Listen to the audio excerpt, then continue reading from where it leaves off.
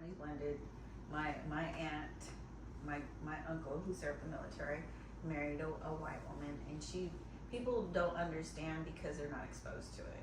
So like she's a white woman, and she would tell me, you guys are putting too much on racism, so forth and so on, and I had to explain to her my daughter's experience as a 9-year-old. I was like, you don't understand because you're not exposed to it. You don't see it. Until you're actually in a position where it affects your family, you don't realize what happens out there. People assume that everybody is here and they're free and they're supposed to be so happy and they can walk around the streets and do whatever, but that's not the case. And we know that's not true. I mean, you have your black people, you have white people, you have Asian people. We have so many different nationalities in Kansas City alone. Indians, Ethiopians, the Africans, and people were taught these things by Americans, by our people. We're Americans and they're being taught this stuff by our own people. Even within, like, Mexicans, I was raised, the way my father raised me was not to speak Spanish. He didn't teach me Spanish. So I had to learn Spanish from my mom when I got older because I wanted to communicate with my family in Mexico. I'd always have to go to my cousin. What did he say? What's going on? What did he say? What are they saying? Or talk to my grandparents. I could, because he did not want me to be stereotyped. My name's Amy. That's not a Mexican name. Yeah. And so Tell them why you would name Amy. My dad named me Amy because he did not want me to be stereotyped. My mom didn't speak English. My mom spoke Spanish, and so I was born in North Carolina, in Fayetteville, North Carolina. He did not want me to be stereotyped and treated differently. So my first experience of ever feeling inferior was I was working at AT&T in a call center, and I was doing calling cards, and a lady called in. First time I hit the floor, and she said, she called in and she said, I'm calling because this spick stole, I'm in Mexico and this spick stole this wetback stole my purse. They stole all of my credit cards. And she's spick this, speck that, wetback, blah, blah, blah. I immediately had to raise my hand because I didn't want to talk to her. Because my name was Amy, she didn't realize that I was Mexican. She assumed she probably was a white woman or something. And I don't have a Mexican accent. So essentially, anybody that talks to me on the phone assumes that I'm a white woman.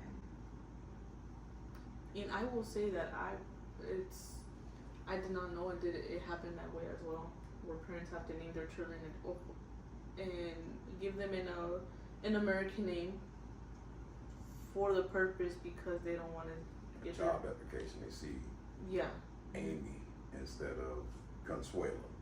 Yeah, and what I will say that because of my name, the way it's spelled Flor, in Spanish it's flor. It's an actual flower. That's what it means.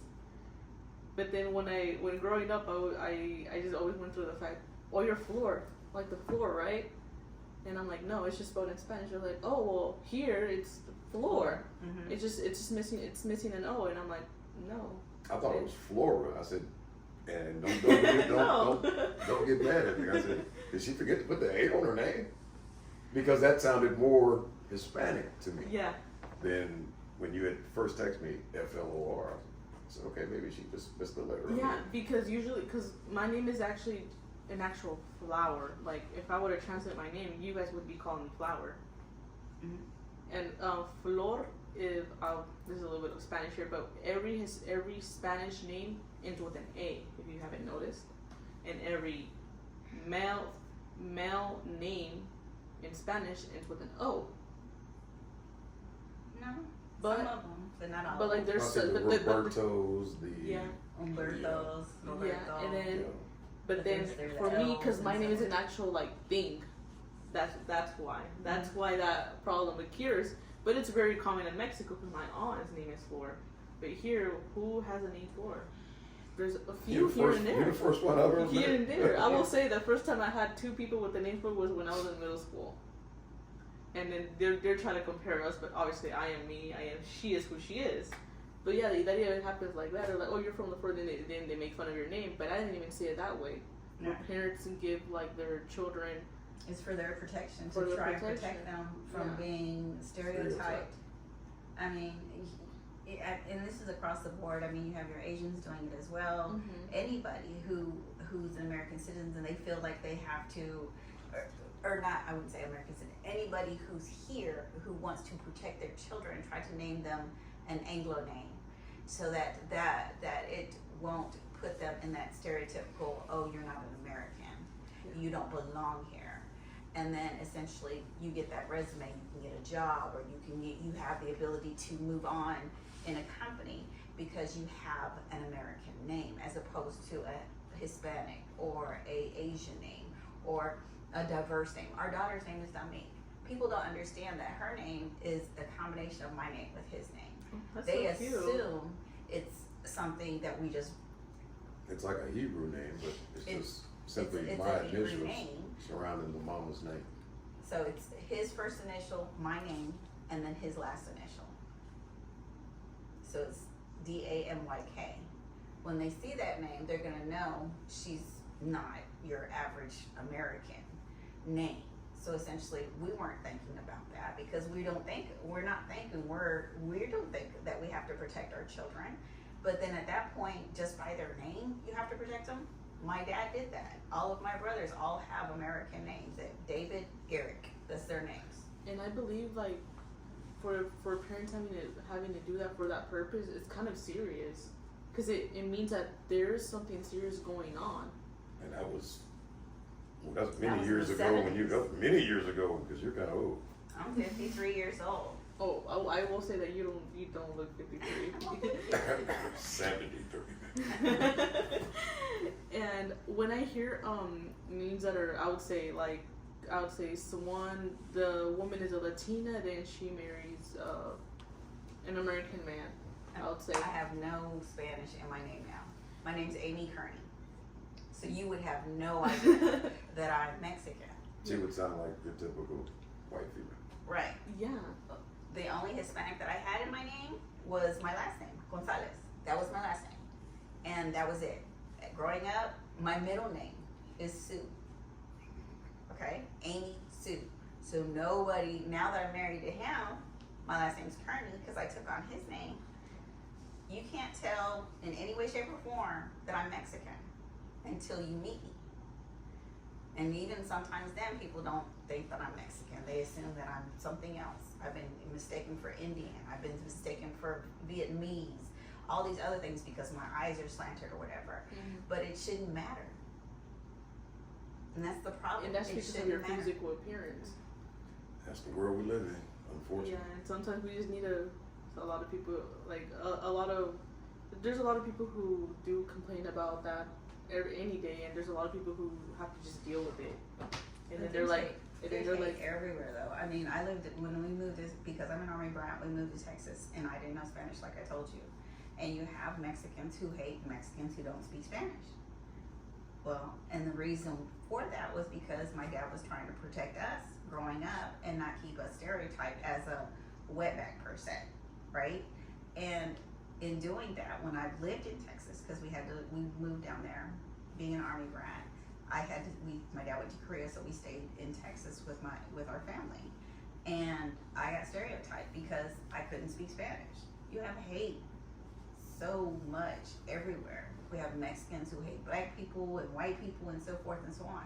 I'm guilty at one point in time in my life where I did not like white people. I hated white people. Now, after I've grown to be who I am today, I know a lot of wonderful, loving, caring, great white people.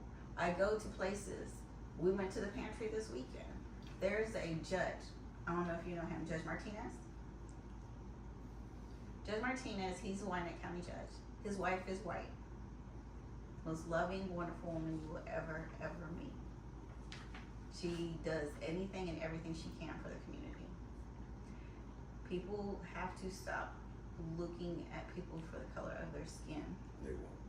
They have to look at people's character, and that's the problem. You see, I agree with you. I'd wish people would judge you by your character. If he's a sort of type of angry guy, we'll judge him based off that, based off his characteristics. That's how he is as a person, not because of his skin color, his appearance.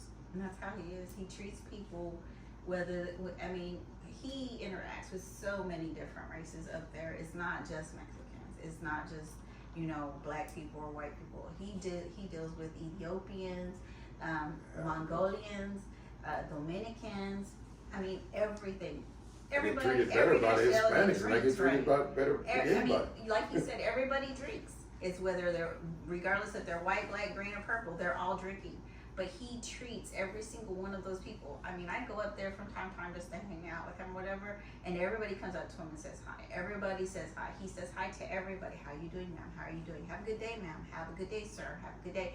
And everybody reacts differently because they see that he treats them all with respect. And the fact that they see it and they just feel so, because when that happens, you feel some sort of way. They're like, oh, he's not judging me because of right. And then that's like, oh my God, they've never been treated. It's more welcoming. Yes. It's just, to me, it's important. I love the way that he treats people. He treats people, and it's regardless. Even when he worked, you know, people could be so wrong in so many ways, but he would help them and guide them to see the right thing. And even now, even back then when they felt like they were being mistreated, or when he was trying to protect people, his workers, people that he worked with, from doing the wrong thing, he would guide them to do the right thing. And even now, even though back then it was like, oh, I can't stand him, blah, blah, blah. Now they're calling him and telling him thank you. Now they're calling him and asking him for advice because now they have become the sergeants and the captains and what have you. And they reach out to him and ask him for advice. And I've tried to tell him on many, many times, you know, people respect you more than you actually believe that they do. He didn't at one point in time, he never really felt like people really respected his word. But he has always been one to protect not just the community, but the people that he worked with. And it was just about making things fair and right. It wasn't about I think that's all treating everybody people needs. badly. Just to be treated That's fair right. and respect. Not just the community, but also the people you're surrounded When by. you treat your employees good, then they tend to treat people good. Yes. You know? And if you give them the support they need, then they will support your community. Mm-hmm. But if you don't provide them with that, then they're not going to do it. People are going to have anger. When I first met you, I said I'm not trying to act like I'm some great guy because I'm campaigning. Yeah. I said you could just go ask the people, and that would be enough. Yeah, and that shows a transparency.